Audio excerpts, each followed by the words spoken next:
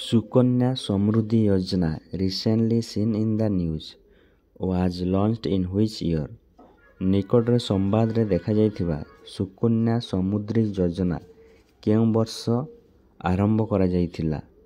Option A 2014, option B 2015, option C 2018, option D 2020।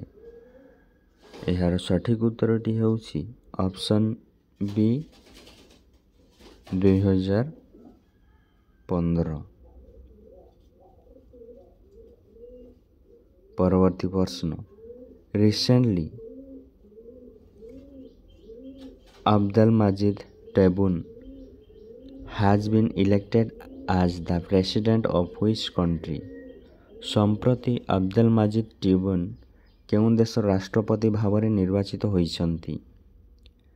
Option A Algeria, option B Australia, option C Iran, option D Vietnam. ଏହାର ସଠିକ୍ ଉତ୍ତରଟି ହେଉଛି option A Algeria.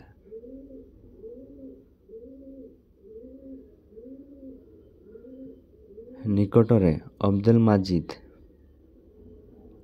ତୈବୁନ୍ African country Algeria ରାଷ୍ଟ୍ରପତି ଭାବରେ ନିର୍ବାଚିତ ହୋଇଛନ୍ତି। ଅବଦେଲମାଜିଦ୍ ତାଇବାନର ଦ୍ୱିତୀୟ ଥର ପାଇଁ ଆଲଜେରିଆର ରାଷ୍ଟ୍ରପତି ହୋଇଛନ୍ତି। କେତେ ଥର? ଦ୍ୱିତୀୟ ଥର ପାଇଁ। ସେ 2019ରେ ପ୍ରଥମ ଥର ପାଇଁ ଆଲଜେରିଆ ରାଷ୍ଟ୍ରପତି ହୋଇଥିଲେ। ଆଲଜେରିଆ ରାଷ୍ଟ୍ରପତି ଭାବରେ ତାଙ୍କର କାର୍ଯ୍ୟକାଳ କେତେ ବର୍ଷ ହେବ?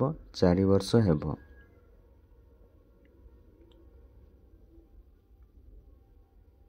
ଆଲଜେରିଆ ନର୍ଥ ଆଫ୍ରିକାରେ ଅବସ୍ଥିତ। ଆଲଜେରିଆ ହେଉଛି ଆଫ୍ରିକାର ସବୁଠାରୁ ବଡ଼ ଦେଶ। ଆଲଜେରିଆ ତୈଳ ଗ୍ୟାସରେ ଭରପୁର ରହିଛି ଏବଂ ଆଫ୍ରିକାର ବୃହତ୍ତମ ପ୍ରାକୃତିକ ଗ୍ୟାସ ରପ୍ତାନିକାରୀ ଅଟେ। ଆଲଜେରିଆ ରାଜଧାନୀ ହେଉଛି ଆଲଜର। ଏହାର କରେନ୍ସି ହେଉଛି ଆଲଜେରିଆ ଦିନାର। ପରବର୍ତ୍ତୀ ପ୍ରଶ୍ନ, what is the theme of the Semicon India 2024 conference? Semicon India 2024 ସମ୍ମିଳନୀର ବିଷୟବସ୍ତୁ କ'ଣ? Option A with the semiconductor future, ବି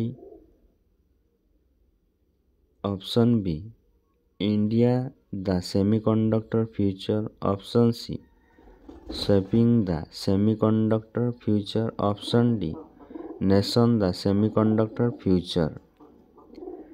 ଏହାର ସଠିକ୍ ଉତ୍ତରଟି ହେଉଛି option C shaping the semiconductor future.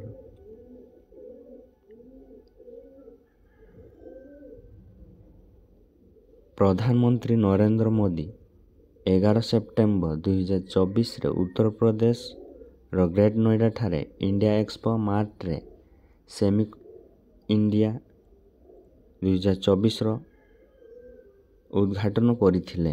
Semicon India 2024 11ରୁ 13 September ପର୍ଯ୍ୟନ୍ତ ଆୟୋଜିତ ହେବ। ସେମିକନ୍ ଇଣ୍ଡିଆ 2024ର ବିଷୟବସ୍ତୁ କ'ଣ? ଶିପିଂ ଦ ସେମିକଣ୍ଡକ୍ଟର ଫ୍ୟୁଚର। ଏହି ସମ୍ମିଳନୀରେ global leader, semiconductor industries specialist ଇତ୍ୟାଦି ଅଂଶଗ୍ରହଣ କରିଥିଲେ। ପରବର୍ତ୍ତୀ ପ୍ରଶ୍ନ, which of the following countries has BCom the 101 country to join the International Solar Alliance as a full member?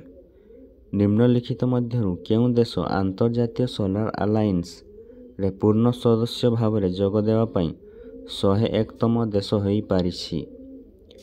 Option A Nepal, option B Bhutan, option C Sri Lanka, option D Indonesia. ଏହାର ସଠିକ୍ ଉତ୍ତରଟି ହେଉଛି option A Nepal.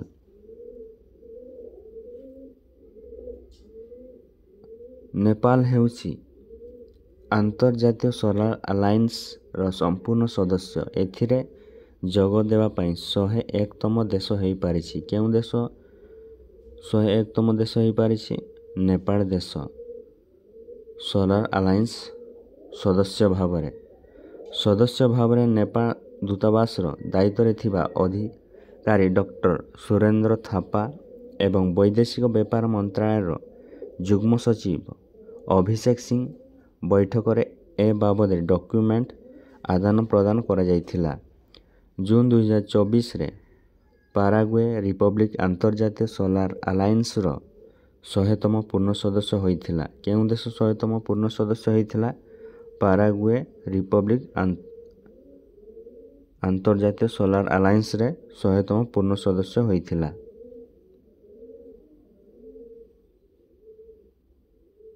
International solar alliance 2015ରେ ପ୍ୟାରିସରେ COP21 ସମୟରେ ଭାରତ ଏବଂ France ମିଳିତ ଭାବରେ international solar alliance ଆରମ୍ଭ କରିଥିଲେ। ଏହାର ହେଡକ୍ୱାର୍ଟର କେଉଁଠି? ଗୁରୁଗ୍ରାମ, ଇଣ୍ଡିଆରେ। ଏହାର ଲକ୍ଷ୍ୟ କ'ଣ? To promote solar energy. ପରବର୍ତ୍ତୀ ପ୍ରଶ୍ନ, ହ୍ୱେନ୍ ୱାଜ୍ ପ୍ରଧାନମନ୍ତ୍ରୀ ମତ୍ସ୍ୟ ସମ୍ପଦ ଯୋଜନା ଲଞ୍ଚଡ? କେବେ ପ୍ରଧାନମନ୍ତ୍ରୀ ମତ୍ସ୍ୟ ସମ୍ପଦ ଯୋଜନା ଆରମ୍ଭ କରିଥିଲେ? Option A September 2019, option B September 2022, option C September 2021, option D September 2020। ଏହାର ସଠିକ୍ ଉତ୍ତରଟି ହେଉଛି ଅପସନ୍ ଡି ସେପ୍ଟେମ୍ବର 2020। ସେପ୍ଟେମ୍ବର 10ରେ ପ୍ରଧାନମନ୍ତ୍ରୀ ମତ୍ସ୍ୟ ଯୋଜନା 4 ବର୍ଷ ପୂରଣ କରିଥିଲା। 10 ସେପ୍ଟେମ୍ବର 2020ରେ ପ୍ରଧାନମନ୍ତ୍ରୀ ମତ୍ସ୍ୟ ସମ୍ପଦ ଯୋଜନା ଆରମ୍ଭ କରିଥିଲେ। ସମସ୍ତ ରାଜ୍ୟ ତଥା କେନ୍ଦ୍ରଶାସିତ ଅଞ୍ଚଳଗୁଡ଼ିକରେ 2020-21ରୁ 2024-25 ପର୍ଯ୍ୟନ୍ତ 5 ବର୍ଷ ପାଇଁ ପ୍ରଧାନମନ୍ତ୍ରୀ ମତ୍ସ୍ୟ ସମ୍ପଦ ଯୋଜନା କାର୍ଯ୍ୟକାରୀ ହେବ ବୋଲି ଘୋଷଣା କରିଥିଲେ। ପରବର୍ତ୍ତୀ ପ୍ରଶ୍ନ, ଦ first foundation day celebration of India cyber crime centre was organised. The Indian cyber crime corporate centre works under which ministry? ଭାରତୀୟ ସାଇବର କ୍ରାଇମ ସମନ୍ୱୟ କେନ୍ଦ୍ରର ପ୍ରଥମ ପ୍ରତିଷ୍ଠା ଦିବସ ସମାରୋହ ଆୟୋଜିତ ହୋଇଥିଲା। କେଉଁ ସାଇବର କ୍ରାଇମ ସମନ୍ୱୟ କେନ୍ଦ୍ର କେଉଁ ମନ୍ତ୍ରଣାଳୟ ଅଧୀନରେ କାର୍ଯ୍ୟ କରିବ? Option A ministry of commerce and industry, option B home ministry, option B ministry of information and broadcasting, option D ministry of electronics information technology. ଏହାର ସଠିକ୍ ଉତ୍ତରଟି ହେଉଛି option B home ministry.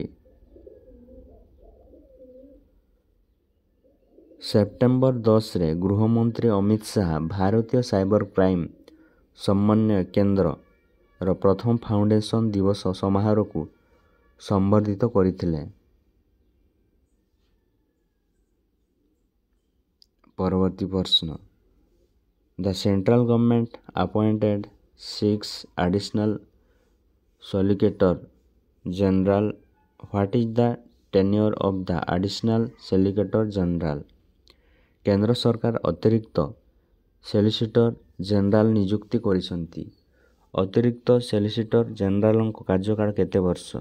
Option A 5 ବର୍ଷ, option B 6 ବର୍ଷ, option C 4 ବର୍ଷ, option D 3 ବର୍ଷ। ଏହାର ସଠିକ୍ ଉତ୍ତରଟି ହେଉଛି ଅପସନ୍ ଡି 3 ବର୍ଷ। ପରବର୍ତ୍ତୀ ପ୍ରଶ୍ନ, ହୁ ଚେୟାର୍ଡ ଦ 54 ଜିଏସ୍ଟି କାଉନସିଲ୍? 54ତମ ଜିଏସ୍ଟି ପରିଷଦର ଅଧ୍ୟକ୍ଷ କିଏ? Option A union finance minister, option B controller and auditor general, option C reserve bank of India, option D prime minister. ଏହାର ସଠିକ୍ ଉତ୍ତରଟି ହେଉଛି option A union finance minister. ଅର୍ଥମନ୍ତ୍ରୀ ନିର୍ମଳା ସୀତାରମଣଙ୍କ ଅଧ୍ୟକ୍ଷତାରେ 54ତମ ଜିଏସ୍ଟି ପରିଷଦ ବୈଠକ ଅନୁଷ୍ଠିତ ହୋଇଥିଲା। ବୀମା ଉପରେ 18% ଜିଏସ୍ଟି ହାର ସମୀକ୍ଷା କରିବାକୁ ଗୋଷ୍ଠୀ ମନ୍ତ୍ରୀ ଗଠନ ପାଇଁ ଘୋଷଣା କରାଯାଇଥିଲା ଏବଂ ଅକ୍ଟୋବର ଶେଷ ସୁଦ୍ଧା ଏହି ଗୋଷ୍ଠୀକୁ ସମ୍ମିଳନୀ କରିବାକୁ କୁହାଯାଇଛି।